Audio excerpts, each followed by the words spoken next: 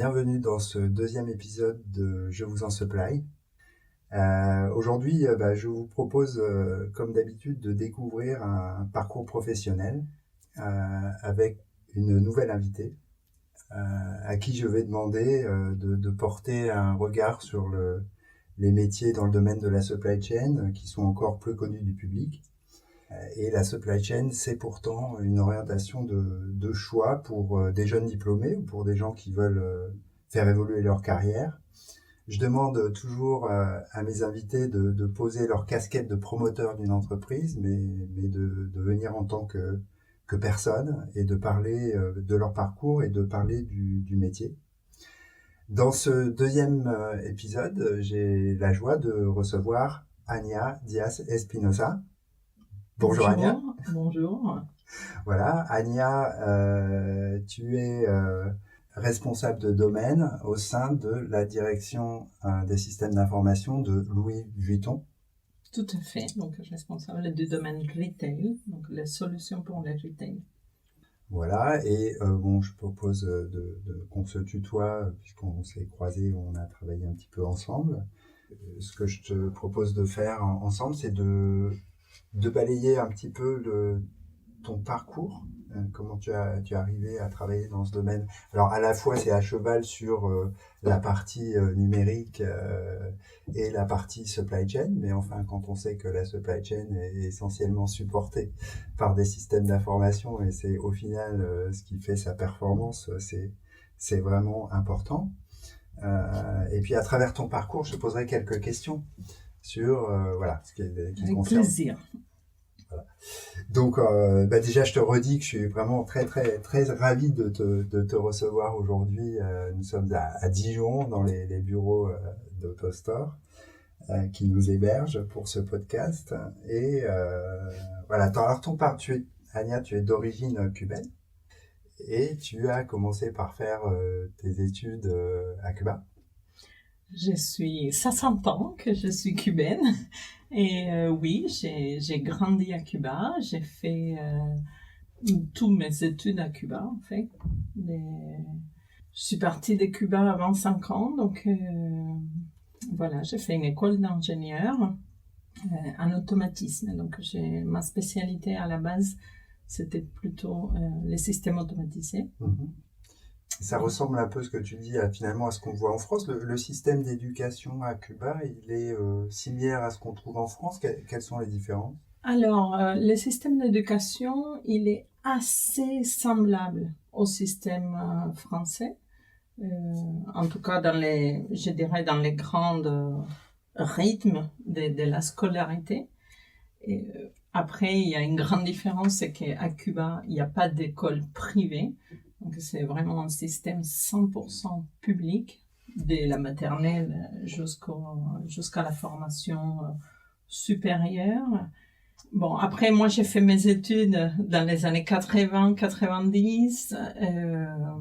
Le système a peut-être évolué. Voilà, le système a un petit peu évolué, mais surtout dans les années 90, on était encore dans un pays beaucoup plus communiste, enfin, il faut le dire, c'est sans rentrer dans la politique, mais donc un système très orienté vraiment social et très politiquement marqué. Mm-hmm. Après, C'est pas pour ça que parce qu'après, donc après ce diplôme d'ingénieur, tu viens en France faire un master? Tout à fait. C'est que toi, c'est ta famille Alors, c'est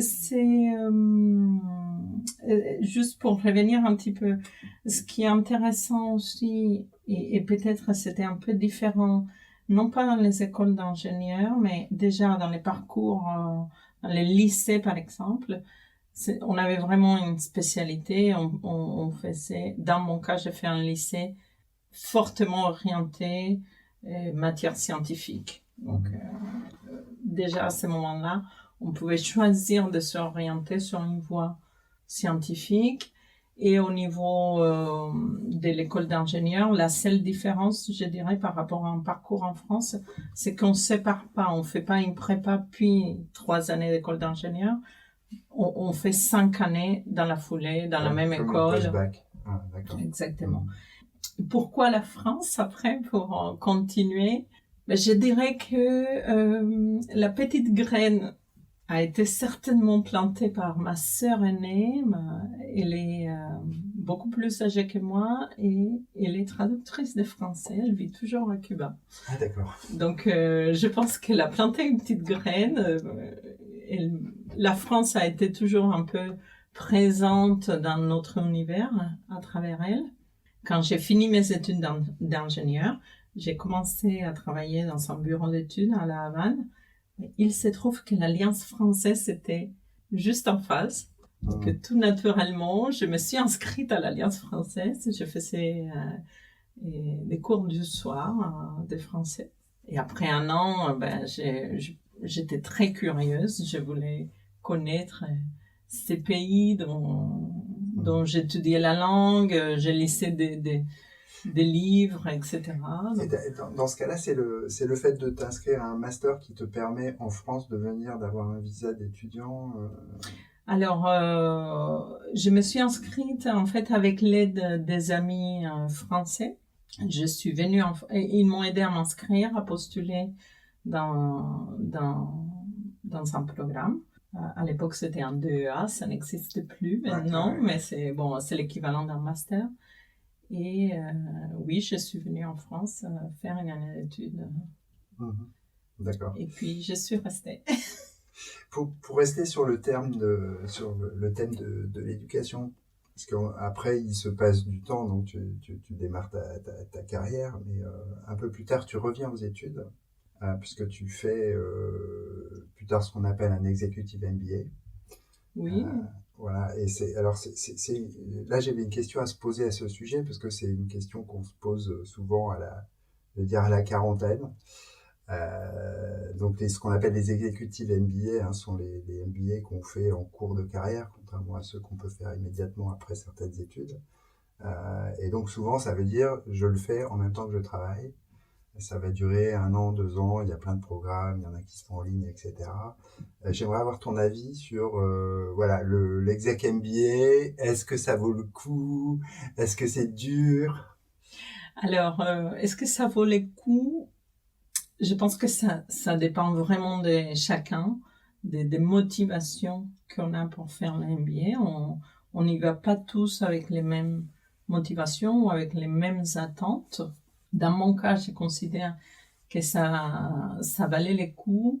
J'avais une formation très technique. De plus, ma formation initiale à Cuba, donc un système, je dirais, un peu différent, même si c'est une très bonne formation, par exemple, en termes de macroéconomie, des finances, etc. C'était des sujets qui me manquaient. Donc, j'ai ressenti, à un moment donné, j'ai vraiment ressenti le besoin de compléter ma formation et d'aller au-delà de la technique. D'accord. En fait.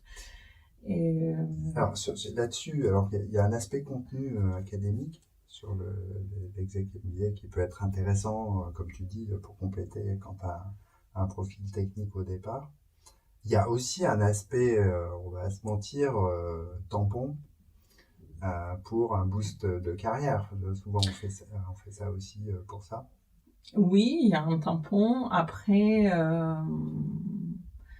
je pense qu'il ne faut pas faire un exécutif MBA juste pour se prouver quelque chose ou pour prouver quelque chose à quelqu'un. Il faut vraiment il faut vraiment y aller en étant ouvert à l'expérience parce qu'on va apprendre, on va ingérer beaucoup de connaissances, on va connaître beaucoup de nouvelles personnes et on va souvent être en dehors de notre zone de confort. Donc pour tout ça, il faut y aller ouvert. Bien sûr, c'est important quand même de bien choisir l'école. Bon, c'est comme ça aujourd'hui. Et une bonne école avec qui a un bon ranking où on aura la certitude d'avoir des bons professeurs, d'avoir vraiment des gens qui vont, au-delà des connaissances, qui vont nous inspirer aussi par leur parcours, par Bien sûr. leurs connaissances. Et le côté charge de travail, parce que là, tu avais à ce moment-là, tu avais déjà un poste qui était très Donc, j'étais très sollicité en permanence, on va dire. C'était pas facile de caler un rendez-vous avec toi. Et là, tu te prends en plus du travail le soir, du travail le week-end. Des fois, il y a une période d'une semaine ou deux où il faut faire du off-site. Enfin, bon, c'est lourd quand même. Hein.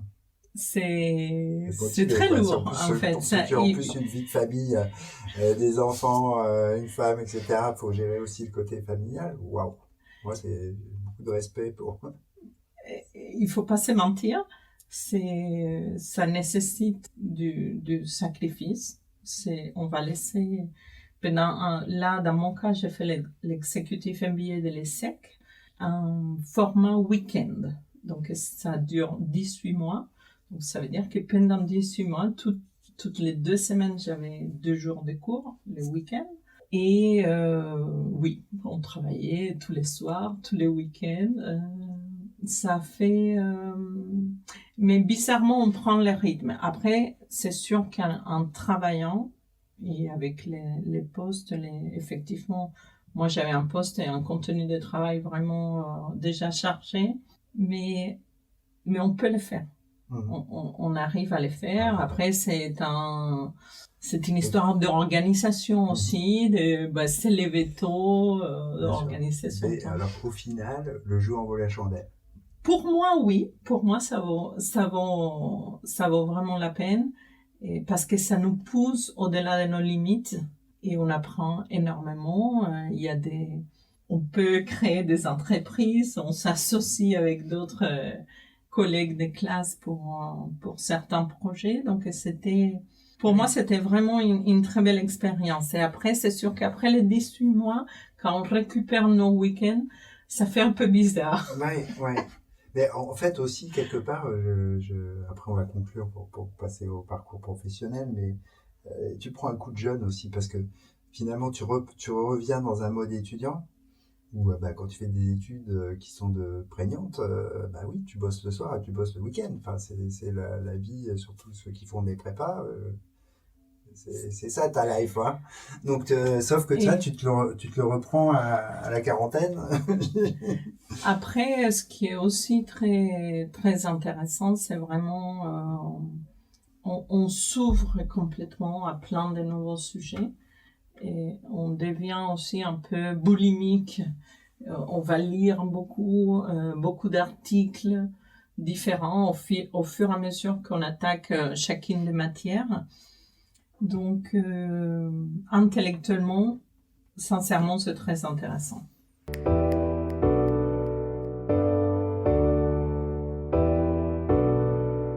On va revenir sur ton parcours professionnel. Donc, à l'issue de tes études, tu commences par faire de la formation. Alors, la formation, c'était pas du tout prévu. Et alors, quand j'ai fini mes études d'ingénieur, j'ai d'abord travaillé à Cuba pendant 2 ans, et plutôt en tant qu'ingénieur dans un bureau d'études où on faisait l'automatisation industrielle. Mais une fois arrivé en France, quand j'ai pris la décision de rester en France, il fallait trouver un travail et on m'a proposé un poste de formatrice, effectivement, en automatisme et informatique industrielle. Et c'était pour un BTS mécanique automobile. En français? En français, autant dire que je ne connaissais rien à la mécanique automobile. Mais... D'accord, donc là tu te retrouves devant un parterre d'étudiants dans ta langue qui n'est pas ta langue maternelle, sur un sujet qui n'est pas... toi tu es du genre... voilà. La zone de confort, je connais pas. Non, mais là, effectivement, je me suis retrouvée avec des jeunes, donc j'étais à Tours, à la chambre de métiers de Tours, avec des jeunes qui avaient 20 ans, qui connaissaient plus à la mécanique automobile que moi. Mais par contre, moi, je pouvais leur apporter toute la partie, je dirais, théorique, leur expliquer comment ça marchait, les capteurs dans la voiture, comment ça marchait, les systèmes dans la voiture. Moi-même, ça m'a fait beaucoup apprendre techniquement sur ce type de système, mais ça m'a fait effectivement énormément évoluer. Et Non, oui, je pense que ce que ça m'a donné, c'est l'assurance. Ah bah oui, enfin, je veux dire, là, si tu passes ça, c'est bon. Et tu as gardé des contacts avec tes étudiants Alors, avec mes étudiants, avec quelques-uns, juste quelques-uns, bon, maintenant ça fait longtemps, hein, donc c'est des adultes, mais avec quelques-uns, et surtout aussi avec mes collègues, pour le coup, j'ai gardé de très bonnes D'accord. relations avec mes collègues de l'époque aussi. Et alors là, après, tu passes chez Generis Group, Alors, qui était un ufologue qui était solution un à l'époque. ufologue à l'époque. Voilà, c'est là que nous nous sommes croisés pour la première fois. Comment ça se passe? Tu es chassé? Tu poses des candidatures? Non, pas du tout. En fait, moi donc après mon DEA, je suis partie m'installer à Tours parce que je me suis mariée avec un Tourangeau. J'étais à Tours, j'étais formatrice pendant 3 ans, puis à un moment donné, je me suis posé la question. En réalité, moi, j'avais jamais envisagé d'être formatrice à la base. Et bien que, si on me pose la question aujourd'hui, je dirais que je peux retourner donner des cours et que ça me plairait. Mais à l'époque, j'étais jeune. Je me suis dit, bon, je vais peut-être pas rester pendant 20 ans à faire de la formation. J'aimerais bien retourner sur les côtés plus d'ingénierie. Et du coup, j'ai postulé. J'ai envoyé mon CV à quelques entreprises. Parmi elles, Infologue Solutions. Ils m'ont recontacté. J'ai passé les parcours de recrutement habituels. Et ils m'ont embauché. Je me souviens très bien aussi que lorsqu'ils m'ont confirmé qu'ils me faisaient une proposition d'embauche, j'ai bien dit, vous êtes conscient que je ne connais rien à la logistique.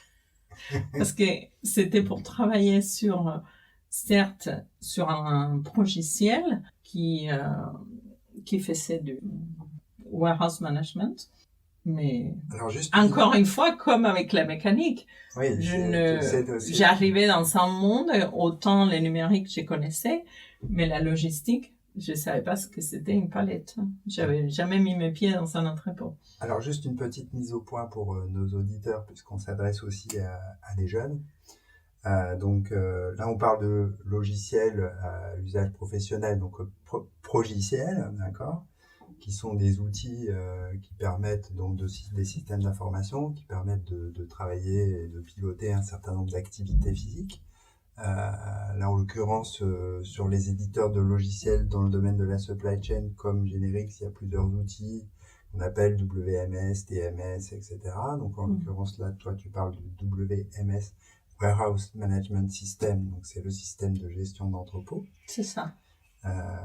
Et là, en fait, ton rôle, va être d'être ce qu'on appelle consultant fonctionnel au départ. Alors, au tout début, j'étais consultant support. Donc, j'étais dans les équipes support où on assurait le support fonctionnel pour tous nos clients. Et donc le support, c'est quand il y a un truc qui marche pas, on appelle le support. Exactement. Et là, tu débugs C'est ça. Donc, on reçoit des demandes, des incidents, en fait, des problèmes. Et on doit comprendre la situation, on doit effectivement débugger, arriver à imaginer souvent depuis un bureau, imaginer physiquement qu'est-ce qui s'est passé, arriver à trouver ça dans les systèmes. Sachant que quand même, quand tu dis que tu connaissais pas la supply chain, alors c'est ce qui est passionnant dans le domaine de WMS, c'est que derrière, il y a une situation physique. C'est-à-dire que t'as un gars qui est dans un entrepôt, il est avec sa palette, il fait un truc, ça marche pas comme il faut. C'est ça, en fait, c'est ça qui m'a passionné, que j'ai beaucoup aimé quand j'ai commencé à travailler chez Generix, et qui m'a passionné pendant toutes les années sur lesquelles j'ai travaillé côté logistique en particulier et transport, c'est que il y a une finalité, c'est concret. Donc certes, c'est du numérique, certes, c'est des programmes derrière, c'est du code, mais pour une application concrète. Donc on parle de solutions applicatives en fait finalement. Et c'est ça qui est intéressant dans ces métiers, c'est qu'il faut connaître les process, il faut les comprendre et après faire les liens avec la partie plus technique, avec un programme, avec les bases de données, etc. Mais alors dans le rôle, parce qu'après tu passes consultant fonctionnel. donc oui, voilà. D'abord j'étais au support, ça m'a permis vraiment de bien comprendre l'outil de l'intérieur. Ça m'a permis aussi de voir une multitude des situations concrètes et physiques avec beaucoup de clients différents. Après, je suis passée dans une équipe projet où on faisait des projets à l'international. Et là, c'était c'était l'étape d'après, c'est-à-dire que là, vraiment, j'étais sur le terrain. J'allais en entrepôt, j'allais comprendre les besoins du client et imaginer des solutions.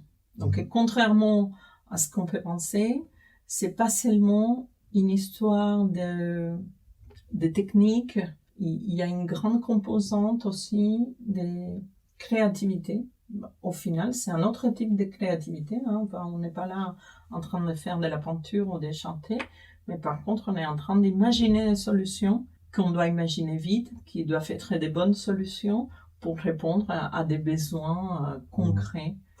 Alors justement, ça pourrait être intéressant d'expliquer ce qui est un petit peu ce qu'est le rôle d'un consultant fonctionnel dans le monde du logiciel en général, et aussi peut-être faire la différence des questions. Enfin, quand on parle d'informatique, les gens pensent au code souvent. Alors là, on parle plutôt de paramétrage. Alors qu'est-ce que c'est que le paramétrage? Qu'est-ce que c'est que le code? Est-ce qu'on fait du code pour mes consultants fonctionnels? Quand on est consultant fonctionnel, on va pas nous-mêmes développer, on va concevoir. On va concevoir les solutions. Donc, on fait pas les codes, mais on doit être capable de les comprendre. On doit être capable d'imaginer ces solutions, d'imaginer un bon enchaînement par exemple, si je prends l'exemple du logiciel de gestion d'entrepôt, il faut se mettre à la place de l'utilisateur final qui lui est au milieu de l'entrepôt avec un petit terminal. Quelles sont les informations clés qu'il doit avoir sur son écran? Comment il va d'un écran à un autre? Ce type de choses. Donc, je dirais que le plus important, c'est vraiment de comprendre les process, d'avoir une appétence aussi par ces sujets, je dirais, concrets, aussi d'optimisation. Chaque clic compte, chaque touche qu'on presse compte. Et derrière, c'est vraiment être aussi proactif. C'est-à-dire qu'il faut imaginer les choses avant qu'ils arrivent, il faut imaginer les scénarios avant qu'ils arrivent. Une chose importante aussi quand on est consultant, c'est les côtés relationnels. On est au service d'un client, donc on travaille pour un client. Il faut être capable de développer un partenariat avec ses clients. Donc c'est vraiment important d'être à l'écoute, de pouvoir lui apporter des solutions, de la connaissance. D'accord. Alors c'est intéressant, du coup, ça peut nous faire une transition sur ce que tu fais après, puisque tu travailles chez Generix quelques années, et à un moment, tu passes chez un client de Generix. Et alors là, donc la question que j'aurais deux questions à te poser là-dessus. La première, c'est, voilà, tu en parles à l'instant. Est-ce que la relation, quand tu es peut-être toujours sur le même type finalement de projet, mais dans un cas, tu es un prestataire, dans l'autre cas, tu es chez le client, mais dans le même type d'environnement, on va dire fonctionnel ou technique. Ça serait la première question. Et puis alors, la deuxième, tu vas répondre dans l'ordre que tu veux. Le fait, quand tu es consultant, de passer du prestataire chez le client pour lequel tu bosses, c'est une situation qu'on retrouve assez fréquemment dans le monde du conseil. Comment ça se passe en général? Tu vas faire un peu la gueule quand même, non? Non. En général, il y a des bonnes relations, je dirais de manière générale, ou en tout cas, c'était mon cas. Et c'est un mouvement naturel. Je pense que la plupart des consultants, quand ils quittent le métier de consultant pour aller dans une société, en général, ils vont dans des sociétés qui ont été à un moment donné leurs clients. Et être consultant, c'est très intéressant. Sincèrement, moi, j'ai adoré mes années de projets avec Generix. On a la possibilité de participer à des projets divers et variés, nombreux. À chaque fois qu'on change de client, c'est comme si on changeait d'entreprise. On a un nouveau défi, on a des nouvelles équipes avec lesquelles on doit travailler, etc. Tout naturellement, si on a fait son travail avec ardeur, si on a été bon dans ce qu'on a fait en tant que consultant, on peut se voir proposer des postes en interne. Bon, après, il y a des clauses qu'il faut respecter, etc. C'est un autre sujet entre un client et un fournisseur. C'est pas non plus... Mais tu peux avoir un aspect contractuel. Exactement, c'est pas non plus... Après c'est pas inintéressant. Sauvage, mais c'est très intéressant aussi de passer côté client, d'être en interne dans une société et où on va se concentrer plutôt à faire évoluer les systèmes. On va avoir aussi beaucoup plus d'accès aux sujets stratégiques, à avoir une vision à plus moyen long terme, là où les consultants, il va intervenir plus sur un projet donné avec une période définie, je dirais. Donc, oui, ça s'est fait beaucoup. Pour répondre à tes questions, oui, ça arrive souvent qu'un consultant passe chez un de ses clients ou anciens clients. Donc, dans mon cas, c'était un ancien client pour qui j'avais fait des projets.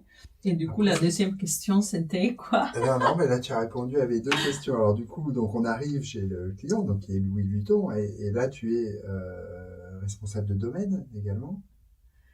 Oui, j'étais responsable de domaine pour les domaines logistique et plus tard transport, en fait, au départ logistique. Et en fait, ça faisait les liens tout naturellement avec ce que j'avais fait avant. Et là, c'était plutôt travailler sur toutes les solutions pour nos entrepôts. D'accord. Donc du coup, là, tu es sur un parc applicatif qui ne se restreint pas à ce que Generix fait. Tout à fait. C'est un parc qui est plus large, parce qu'il y a plein, j'imagine qu'il y a plus de logiciels, beaucoup plus. Ce qui est intéressant aussi dans un entrepôt, c'est que on a bien entendu le système de gestion d'entrepôt, mais ce système de gestion d'entrepôt doit parler avec beaucoup d'autres systèmes. Donc il y a toute cette notion d'interface et il y a aussi des machines dans un entrepôt.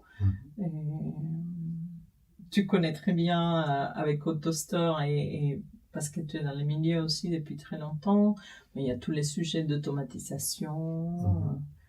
Donc, un système de gestion d'entrepôt doit forcément parler avec tout un écosystème d'autres applications.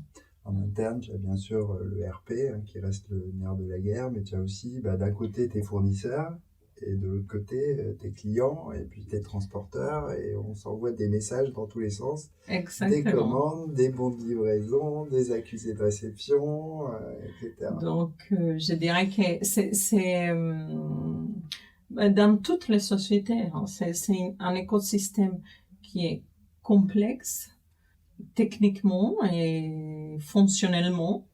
Il faut aimer ça, il faut aimer ces challenges de complexité, vouloir toujours pousser plus loin, comprendre aussi comment fonctionnent les autres systèmes. C'est un peu comme dans la vie. Hein. Il n'y a pas que nous, il n'y a pas que l'entrepôt, il n'y a pas que les transports. Il faut comprendre le contexte global. Tiens, voilà. Et en fait, ce qui a beaucoup évolué, je trouve aussi, c'est que maintenant, il y a Comment dire, les systèmes d'information sont beaucoup plus souples que ce qui pouvait être par le passé. Donc, en tout cas, quand on commençait, on était un petit peu sous la dictature du système d'information. Aujourd'hui, tout a évolué de façon à ce que on est plus sensible aux besoins finaux de l'utilisateur, aux besoins du client, etc. En étant moins sous au début de SAP, oui, avec peut-être. ça, c'est toujours un peu, ça reste toujours un petit peu quelque chose qui est contraignant. Après, je dirais c'est plus souple qu'avant quand même. Peut-être que ce qui a changé, c'est aujourd'hui, avant, l'informatique était une fonction support qui était au service d'un métier. Et souvent, d'ailleurs, la DSI était vraiment à côté. Qui a changé peut-être 10, 15 dernières années, c'est que la DSI ou l'informatique est devenue la colonne vertébrale des process. Aujourd'hui, dans une entreprise, peu importe la fonction, on ne peut rien faire sans l'informatique. On ne peut pas faire une fiche de paye, on ne peut pas faire une gestion d'entrepôt, on ne peut pas faire une gestion des magasins. Peu importe, toutes les fonctions aujourd'hui ont besoin de l'informatique au sens fonctionnel comme au sens technique. Et je pense qu'il y a beaucoup plus de conscience de ça de la part des métiers. Les métiers savent qu'on doit travailler ensemble. Et c'est là aussi où, par exemple, l'agilité a aussi aidé dans l'établissement de cette relation de confiance entre les métiers et l'informatique. D'ailleurs, ça nous amène sur un sujet qui est classique dans le domaine de la supply chain, c'est cette collaboration indispensable entre la DSI et la direction supply. Donc c'est aussi un sujet récurrent. Tu peux en parler un petit peu? Après, je pense que on peut pas faire de l'informatique. Je parle de l'informatique parce que moi je suis côté système d'information. On peut pas le faire derrière son bureau. Donc, la première chose, c'est qu'il faut aller sur le terrain. Il faut comprendre tout sur le terrain et il faut se mettre à la place de nos opérateurs, des équipes métiers. Tant qu'on ne fait pas ça, on ne pourra pas développer des systèmes efficaces, performants, etc. Et après, c'est donnant-donnant. Nous, on a quelque chose à apporter et dans notre rôle des chefs de projet, des consultants fonctionnels, des experts techniques. Donc, on peut prendre tous les métiers de la technique. On a quelque chose à apporter. Et les métiers a besoin de nous et a quelque chose aussi à nous apporter. Et c'est quand on arrive à mettre ces deux choses ensemble qu'on peut avancer. Sinon, après, tu dis, c'est dans la supply, c'est important dans la supply, mais au final, c'est important dans tous les métiers et dans toutes les équipes de travail. On ne peut pas avancer seul. Dans son coin, on doit avancer en équipe. On doit comprendre quelle est la finalité. On a un but commun et on doit tous travailler dans cette direction-là. Et donc là, après tu passes quelques années dans ce rôle.